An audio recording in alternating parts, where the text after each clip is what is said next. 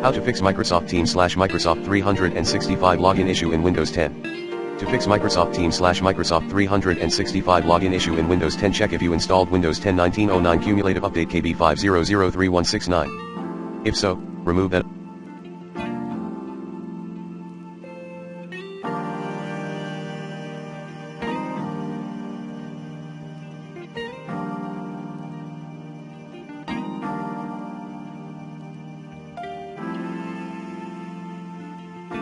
Above mentioned Windows 10 update.